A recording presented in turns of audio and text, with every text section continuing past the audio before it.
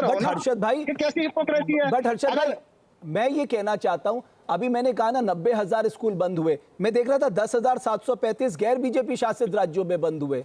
तो ये केवल एक केंद्र सरकार नहीं, अगर एजुकेशन कंकरेंट लिस्ट में है तो पूरे देश के पूरे राजनेताओं को, पूरी सरकारों को ये बैठ के सोचना होगा कि ये जो आने वाली आबादी है सवाल पूछेगी, ये चुप नहीं बैठेगी।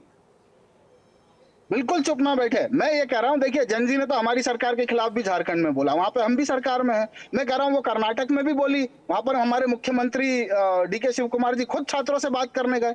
हम दुश्मन थोड़ी बना लेते हैं किसी बच्चे को। क्या आपने हमारे खिलाफ बोल दिया, अब तो आप देशद्रोही आतंकवादी हो और अब हम आपसे कोई बात नहीं करेंगे। और फिर जब लगता है कि मेरा वोट बैंक खिसकने वाला है तो एक महाराज जा जाके जनजी से संवाद कर रहे हैं, एक नाक रगड़ के पहले तो धर्मेंद्र प्रधान का इस्तीफा करवा लेते हैं और फिर रात को आके कहते हैं मैंने बच्चों को माफ कर दिया। क्या ये क्या तरीका है?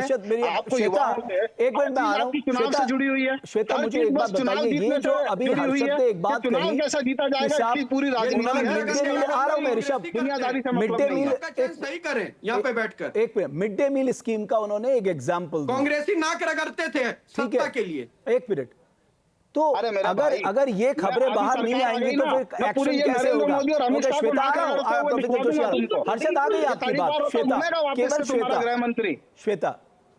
रमेश जी, हर्षद जी ने जो बताया हर चीज का मैंने बोला, हर चीज का प्रोसीजर है। अगर किसी बच्चे ने कंप्लेंट किया, अगर किसी बच्चे ने कंप्लेंट किया तो बिल्कुल इन चीजों को बाहर निकलना चाहिए, इन चीजों पर एक्शन लेना चाहिए। अगर आपके पास भी आके आप विपक्ष में बैठे हुए हैं या कोई ऐसा भी इंसान है जो बच्चों के लिए वीडियो बनना नहीं चाहिए, जब तक अंदर का वीडियो बाहर नहीं आएगा तब तक सच बाहर कैसे आएगा?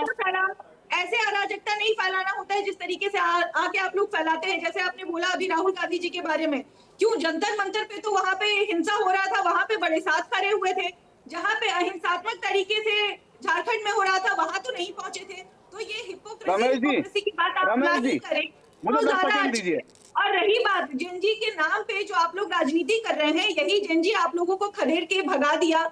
सीजेपी को आप लोग सपोर्ट कर रहे थे ना, अभी भगा दिया जयपुर के डिस्ट्रिक्ट से।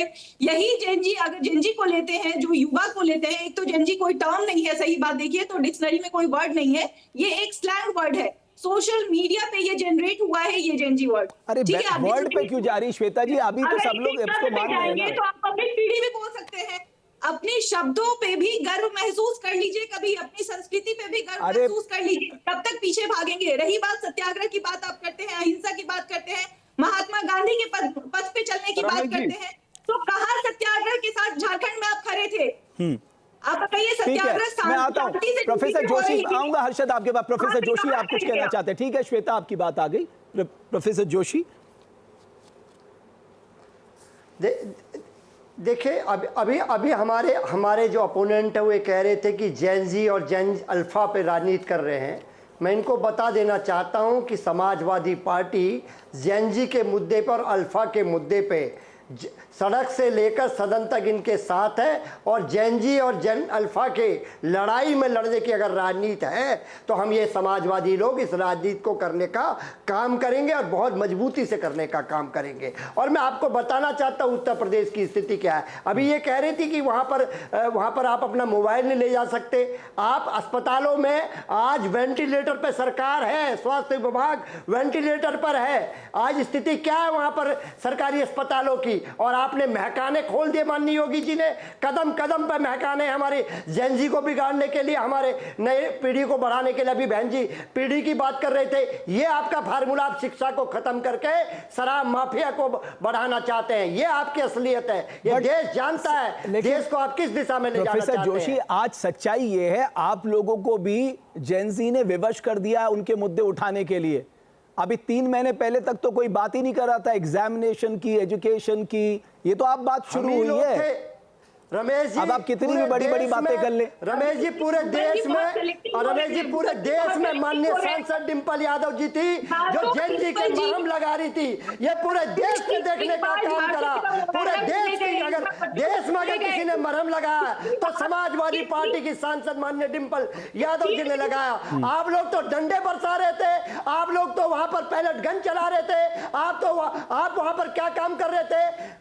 ये देख, और हमारी बेटियों के साथ क्या करा। नहीं, आज आप इतने पैरोकार बन रहे हैं प्रोफेसर जोशी, आज आप सबसे बड़े पैरोकार बन रहे हैं। 3 महीने पहले आपने कितने मुद्दे उठाए?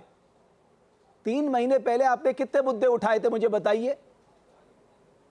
हमारे नेता माननीय अखिलेश यादव जी, माननीय डिंपल यादव जी हमेशा यूथ के लिए लड़ाई लड़ते हैं। हमने लैपटॉप देने का काम करा। ठीक है। उत्तर प्रदेश में लैपटॉप किसी ने बांटे तो अरे साहब, लैपटॉप के साथ साथ कनेक्टिविटी भी चाहिए। हमें युवा पीढ़ी की चिंता है, हमें चिंता है उन पीढ़ी को आगे कैसे जीविका चलेगी उनकी।